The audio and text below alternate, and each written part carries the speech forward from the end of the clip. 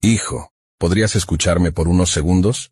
Yo soy tu creador, el Dios que está a tu lado desde el momento en que llegaste al mundo. Conozco cada detalle de tu ser, cada pensamiento y cada deseo que habita en tu corazón. Hoy estoy aquí para entregarte un mensaje especial, un mensaje de amor, esperanza y propósito. No estás aquí por casualidad, pues he planeado cada paso de tu camino.